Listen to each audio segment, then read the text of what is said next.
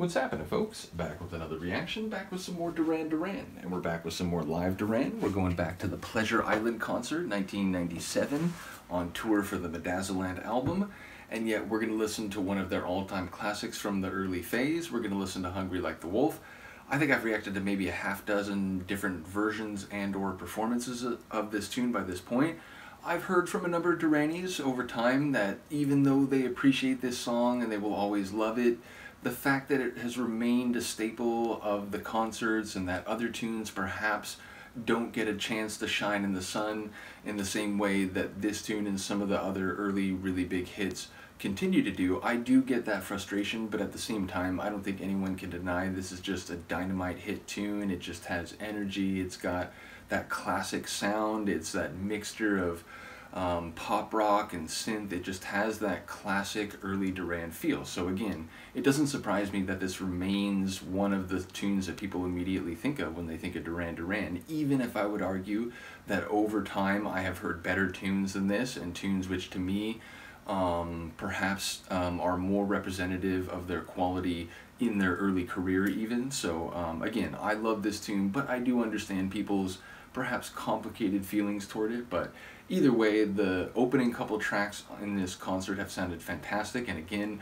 I still think it's funny that I didn't quite realize what I was hearing with the vocals with the opening tune, where it's like, man, Simon's really delivering this in a funny way. It's like, no, actually it was Nick. So again, shout out to Adam for pointing that out, and you know, upon re-listening, it's like, well, yeah, it is a different voice. But as I said at the time, I didn't put it past Simon to affect an accent or a different voice. So either way, I enjoy the way this concert started. I enjoy the way the sonics are hitting. So let's hear one of their all-time hits at this concert. This is Duran Duran playing Hungry Like the Wolf at Pleasure Island in Florida in 1997.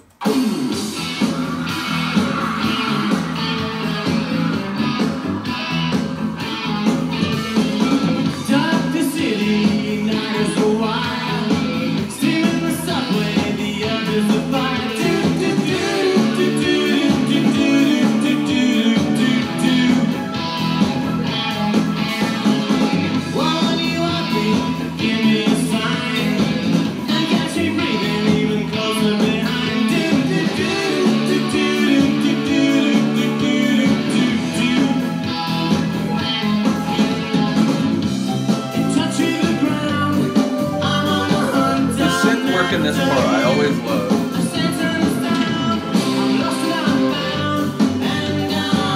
It's subtle, but it's perfect.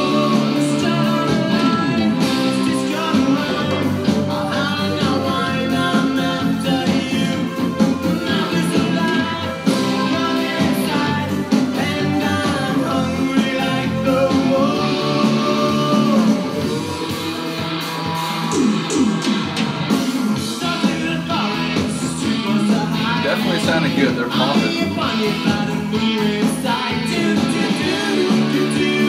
Very like in the pocket.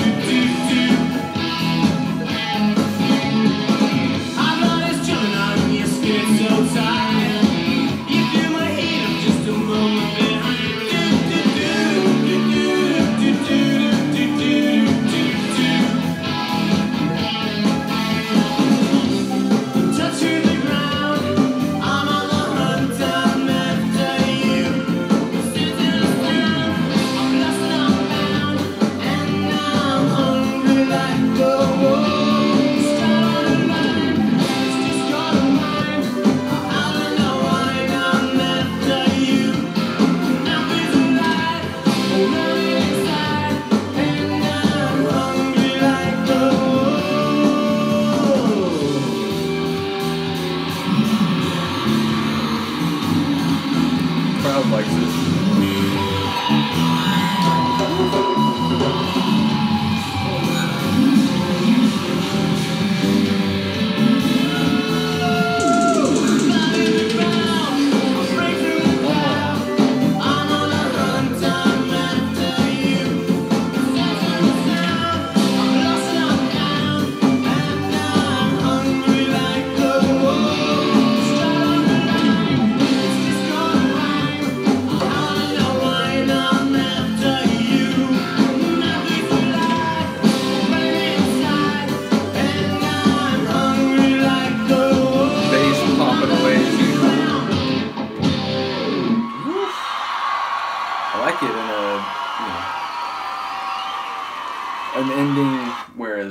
think in the original, which again, I wonder, you know, so many different versions and different versions of Rio overall, but yeah, I like the concert ending, the, you know, written ending to the tune rather than a fade. And again, it sounds really good. There are a couple moments where I think Simon's voice, it sounds like it's right on the edge.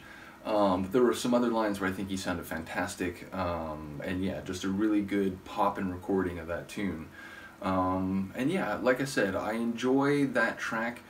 Both historically, as I was listening to it this time, it was actually like, it felt like coming home in a way. It was like, you know, this I believe was the very first track I reacted to in the Duran Deep Dive. It was certainly one of the tracks on Rio, or the US version of Rio, because again, I just pulled that out of my 80s vinyl. I was like, oh man, you know, it'd be cool to reconnect with this album, which led to, you know, the first real deep dive on my channel. I was reacting to Depeche Mode, but it was, you know, and continues to be jumping around because I have heard all their albums, and even if I know some more than others, it was just more a capricious, let's do this, let's do that, whereas Duran was like, okay, I guess if I'm going to go on this journey, let's go through all the albums. And again, shout out to Izzy and all the others who began commenting and helping guiding me to different you know, releases and so on, and eventually, you know, got through all the albums. But bottom line, it feels nostalgic, even though for me that nostalgia, it does connect to my youth, but not in the way that it does for a lot of the Duranis who comment on the Duran reactions. So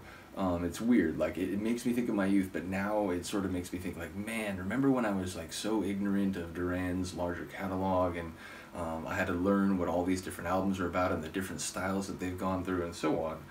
And those are kind of the thoughts going through my head as I was listening to that. So a good performance and a song that, despite it perhaps being a little too in the main part of their catalog for some fans who, again, wish that maybe some other tunes that don't get as much attention could get a little bit of that shine. Yeah, I still understand why it is the tune it is, and it is still super nostalgic to me now for more than one reason. So in any case, I'm going to keep going through this live performance. Once again, shout out to Adam for sharing this. Shout out to all the people who shared Duran, which is a large number. And yeah, just a really cool performance. I didn't look in the track list for what song is next, but I imagine, as people have told me, that generally it's like maybe 40% classic hits, 60% new stuff, or whatever the songs are from their most recent album. So I expect to hear a blend of Medazzaland and older tunes, but I just don't know what we're going to get next on the menu. So in any case, do let me know what you think of this performance, and I will see you next time. Peace.